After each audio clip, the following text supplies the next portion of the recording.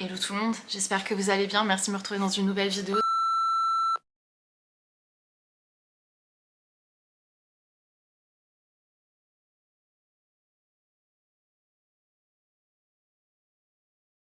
C'était absolument pas prévu d'être fait évidemment, hein, mais je pense que c'est un sujet qui est très intéressant, que j'avais envie de décortiquer avec vous et vous expliquer exactement pourquoi est-ce que j'ai pris parti à cette pseudo-polémique. C'est devenu une polémique, je ne me rendais pas compte au moment lorsque j'ai laissé mon tweet que j'allais être prise là-dedans, mais en même temps je suis pas désolée puisque c'est finalement l'ouverture pour une conversation qui semble être nécessaire d'avoir puisqu'il y a encore beaucoup de choses qui ne sont pas comprises et je me suis dit que ça serait donc peut-être intéressant de décortiquer tout ça ensemble. J'ai pris des notes, attention ça ne m'arrive jamais, mais je me suis dit quitte à faire les choses qui faisons-les bien, n'est-ce pas? C'est finalement la reproche qui est faite à Thibaut, donc on va pas faire la même chose lorsqu'on est en train d'essayer de décortiquer le problème et la raison pour laquelle sa vidéo TikTok a autant fait polémique ce week-end et encore ces derniers jours. Un minimum de recherche vous fera comprendre que moi les polémiques c'est pas du tout mon truc. Je ne m'engouffre pas dans les dramas, c'est pas mon délire.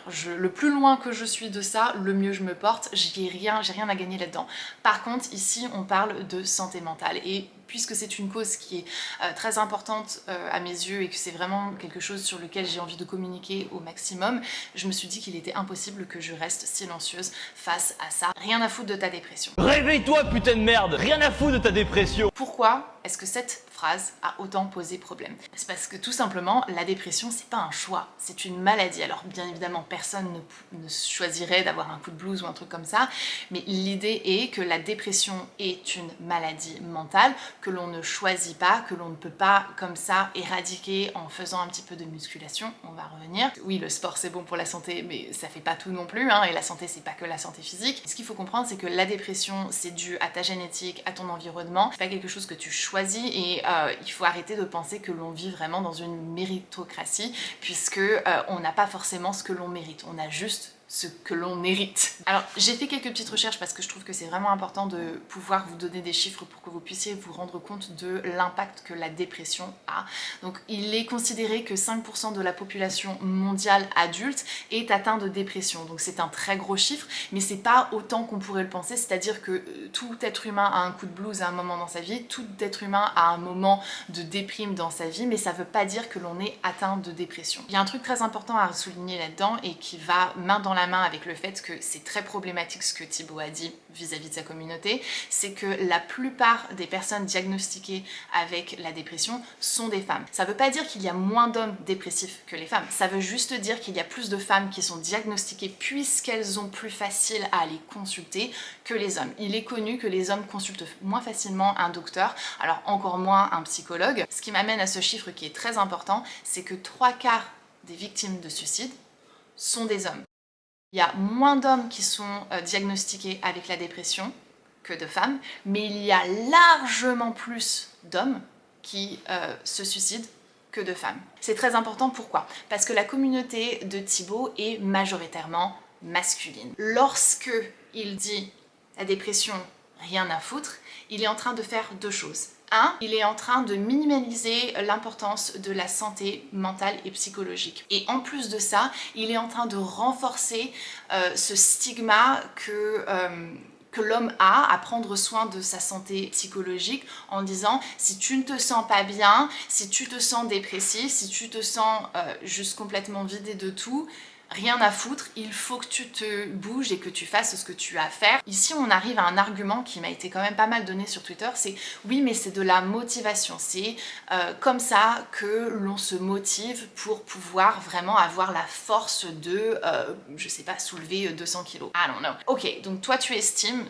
qu'il est nécessaire pour être bien motivé de vraiment attaquer la personne et l'insulter parce que rien à foutre que t'es une merde. Arrête d'être une merde, d'être une personne sans aucune motivation. Arrête de gaspiller ta vie. Je sais plus exactement ce que dit. C'est vraiment un dialogue de motivation qui est hyper abusif, qu'on se le dise. Je pense que si c'est ton délire, si t'aimes bien être dominé de cette manière-ci, ça te regarde, si ça te va, tant mieux. Mais ça peut être aussi hyper culpabilisant parce que le jour où cette personne n'arrive pas à se lever de son lit pour aller faire le taux de la quantité de sport qu'il a besoin de faire aujourd'hui pour rentrer vraiment dans le moule dans lequel on lui dit qu'il a besoin de rentrer ou qu'il devrait rentrer ou peu importe, ou qu'il a juste envie d'émaculer en fait ce que Thibaut est, et ben ça va devenir une spirale en fait infernale où la personne va dire j'en suis incapable, Thibaut lui en est capable, pourquoi j'en suis pas capable, pourquoi j'y arrive pas, etc. Et là tu te plonges dans un cercle vicieux qui est hyper destructeur et meurtrier, peut l'être meurtrier. Donc le problème n'est pas en fait la motivation un peu violente comme ça qui est faite vraiment agressive, hyper pushy, c'est pas forcément ça, c'est la minimalisation de la maladie mentale qui est la dépression. Une comparaison que j'ai utilisée sur Twitter et qui a aidé pas mal de personnes à vraiment comprendre ce que c'est la dépression, c'est que la dépression pourrait être comparable au cancer de l'esprit. Avant de passer aux bonnes intentions, parce que c'est vraiment l'une des choses qui est revenue le plus, j'aimerais parler de la santé physique et donc du besoin de faire une activité physique pour pouvoir prendre soin de son corps et les répercussions que le sport a aussi sur le psychique, puisque évidemment il y en a.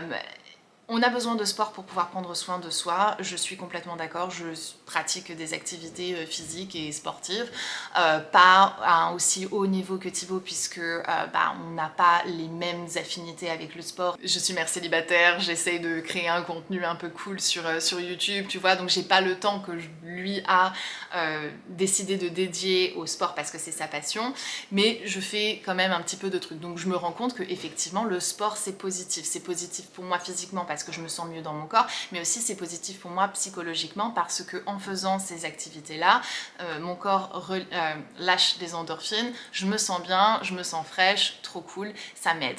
Le truc, c'est que c'est temporaire. Il y a beaucoup de personnes qui, grâce au sport, prennent conscience de l'importance de leur santé mentale, mais il y en a d'autres qui tombent dans le piège de ce besoin constant de se créer ces endorphines pour se sentir bien et qui ne s'arrêtent jamais sur leur santé mentale et leur santé psychologique et l'inconscient en fait qui est en eux. Je pense que c'est très important de souligner le fait que la santé physique c'est quelque chose de très important parce que notre corps on a besoin d'en prendre soin pour pouvoir vivre le plus longtemps que possible, n'est-ce pas, et profiter de notre corps et de notre souplesse et de tout ce que tu veux, mais le problème c'est que si jamais on ne prend pas le temps aussi de soigner son psychique pour avoir le corps le plus fonctionnel que possible à 80 ans, cognitivement parlant, tu ne seras pas là où tu pourrais l'être si tu avais pris le temps de te développer de cette manière aussi. Et c'est finalement là où je voulais en venir lorsque j'ai tweeté, il y a donc que le physique qui compte. Je me suis engouffrée personnellement dans une spirale de narcissisme au pas possible pendant très longtemps parce que j'étais passionnée de make-up, de coiffure, de beauté extérieure en général parce que je me suis jamais sentie bien dans mon corps, dans mon être et tout, et que du coup j'ai essayé de faire en sorte de trouver une échappatoire là-dedans et ça a fonctionné pendant tout un temps jusqu'à temps que j'ai un breakdown et que je me rends compte que tout ce que j'avais créé autour de moi était que futilité et que je ne ressentais aucun réel plaisir avec tout ce que j'avais accumulé en tant que matériel, mais aussi je ne me trouvais pas belle, je me trouvais pas incroyable, malgré mes facettes, malgré ma poitrine, malgré tout ça, ce sont maintenant des choses que j'aimerais pouvoir retourner en arrière et changer, mais bon, ça c'est un autre sujet. J'ai l'impression de comprendre dans quel monde Thibaut vit, et c'est de l'inconscience. C'est tout simplement de l'inconscience. Et ce qui me fait arriver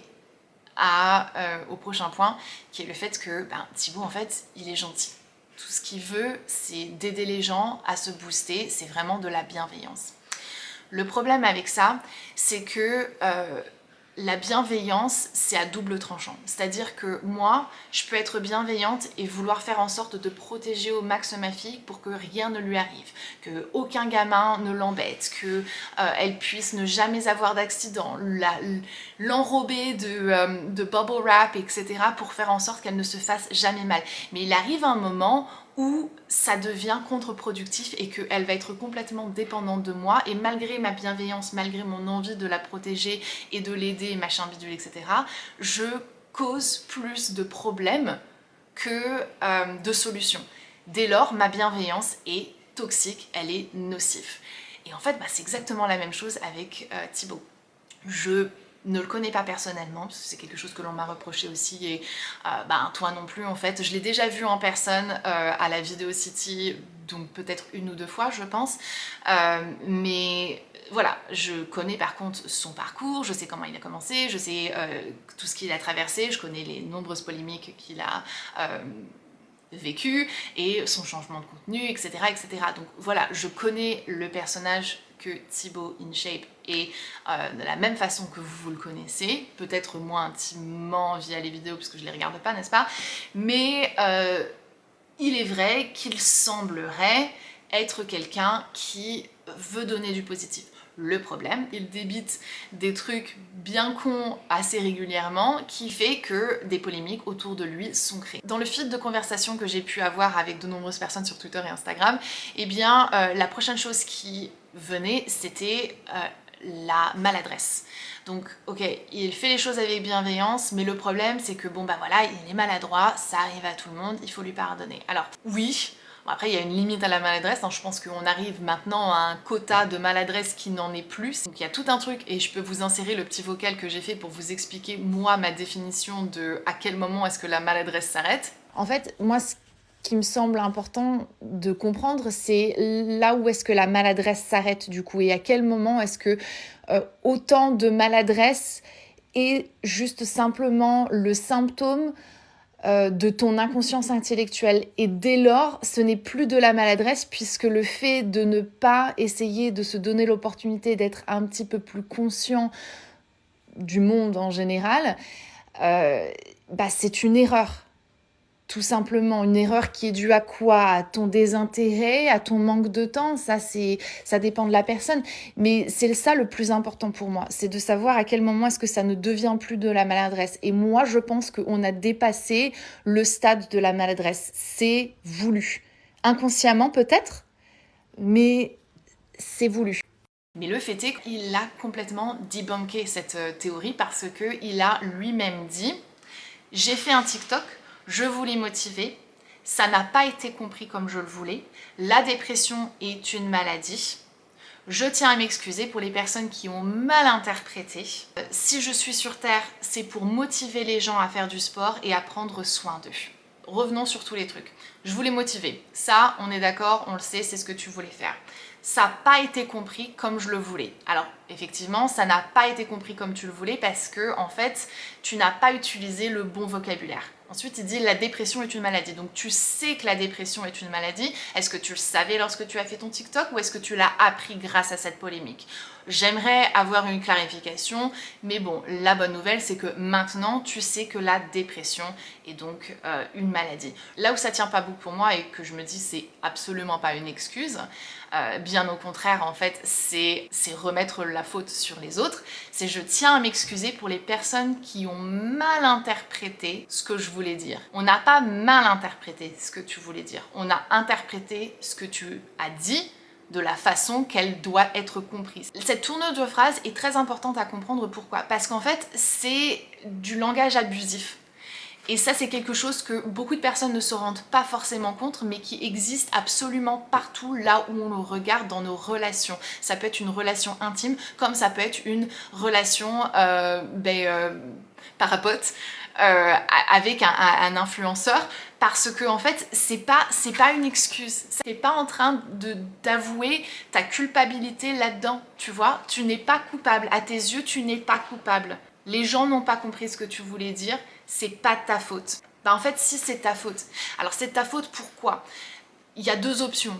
Soit parce que tu ne savais pas ce que c'est la dépression lorsque tu as fait ton TikTok, donc tu as utilisé un mot qui est couramment mal utilisé pour définir ce qui est tout simplement un coup de blues ou une déprime. Ou alors, tu le savais, mais ça n'avait pas assez d'importance pour toi de bien utiliser le bon vocabulaire pour ne pas rentrer dans une polémique comme ça, puisque j'imagine que tu dois te rendre compte maintenant que tu fais ce job sur les réseaux sociaux depuis autant d'années que la communication est l'arme la plus dévastatrice sur les réseaux sociaux et que si tu n'utilises pas le bon mot, le bon terme pour décrire ce que tu veux réellement communiquer, tu te fous dans une merde colossale. Je pense que maintenant, il est très important de le comprendre, de l'assimiler et de faire en sorte de t'éduquer, ou si tu as vraiment la flemme de t'éduquer, peut-être pas le temps, d'engager une team qui est elle éduquée pour faire en sorte que ce genre de problème ne se répète pas. J'ai lu un tweet tout à l'heure qui m'a bouleversé l'esprit, je me suis dit mais vous avez rien compris. C'est un commentaire qui disait en gros la société cherche à normaliser la dépression. Et à ça je me suis dit mais ça n'a pas de sens ce que tu veux dire. Alors ça n'a pas de sens dans le sens que en fait c'est que la réponse est tellement logique que ça n'a pas de sens de se dire ce genre de choses. Pourquoi est-ce qu'on voudrait normaliser la dépression? Parce qu'en fait on a besoin de donner les outils nécessaires aux personnes qui en ont besoin pour pouvoir se défendre contre cette maladie, n'est-ce pas? C'est-à-dire c'est comme si tu disais je comprends pas, la société elle cherche à normaliser le cancer. Mais oui, on veut faire en sorte que tout le monde puisse avoir tous les éléments nécessaires pour dépister la maladie, pour s'en protéger, pour la traiter, pour protéger ses proches aussi, ses bien-aimés. Enfin, on est en train de parler de quelque chose il peut être dans les pires des cas mortel. Donc ça n'a aucun sens de penser que c'est quelque chose de péjoratif. C'est comme si tu disais on cherche à normaliser l'eau potable. Évidemment, on cherche à normaliser la santé de l'être humain dans sa globalité, n'est-ce pas? Le physique et le mental. On m'a dit un autre truc que j'ai vu revenir aussi quelques fois, c'est il a peut-être jamais été confronté donc à la dépression et c'est donc pas ce que ça veut dire. Le truc c'est que moi j'ai jamais été confrontée vraiment à un cancer, mais je sais que c'est une maladie, tu vois, donc c'est pas... Tu vois, c'est pas une excuse salutaire. Je sais même pas, je m'engouffre vraiment dans un truc de folie, mais il n'y a plus d'excuses d'être aussi inconscient. Parce qu'on vit dans l'ère le plus privilégiée depuis la création de notre planète, c'est-à-dire qu'on a la science infuse pratiquement, appelée aussi communément Google, au bout des doigts. On peut absolument apprendre n'importe quoi à n'importe quelle heure. Des conneries aussi, certes, mais la plupart du temps, si jamais tu fais bien tes recherches, tu peux avoir... C'est le puits de connaissances. Donc, et il y a plein de façons de pouvoir s'éduquer de façon rapide et tu peux aller à la muscu en écoutant un podcast, je sais pas, sur la géopolitique, la philosophie, la psychologie, j'en passe, l'histoire, peu importe, tu peux faire ce genre de choses en même temps que tu fais tes push-ups et tes machins. Et d'ailleurs, dans cette idée de méritocratie que je ne supporte que moyennement, c'est-à-dire que si tu veux, tu le peux, regarde, moi je l'ai fait, donc toi tu peux y arriver. Avoir accès à une salle de sport H24 parce qu'elle nous appartient, c'est un petit peu plus compliqué pour le grand public. Par contre, on a tous accès à un téléphone, plus ou moins, même la personne la plus démunie en règle générale a au moins ce moyen de communication et donc a accès à la même, à la même science que n'importe qui d'autre et donc voilà, pour moi c'est juste pas une excuse de ne pas s'éduquer sur un minimum de choses pour ne pas être plus problématique que... bénéfique. Ce qui m'amène à cette hypothèse, et ce qui est un peu ma conclusion à cette vidéo, c'est que je pense qu'effectivement Thibaut cherche à créer un contenu qui va motiver et qui va aider les gens parce que lui il a trouvé refuge dans la musculation et que c'est sa passion et qu'il se sent vraiment bien en faisant ça. Il a envie de motiver un max de personnes à vivre le même bien-être que lui vit grâce à la musculation. Ça je le comprends et je l'entends et je trouve que c'est vraiment bien de vouloir motiver les gens à trouver une outlet, peu importe ce qu'elle est, pour lui c'est la musculation, mais un truc qui va faire en sorte que ça va t'amener du positif parce que physiquement tu vas te sentir mieux et en plus psychologiquement grâce aux endorphines, etc., tu vas te sentir mieux.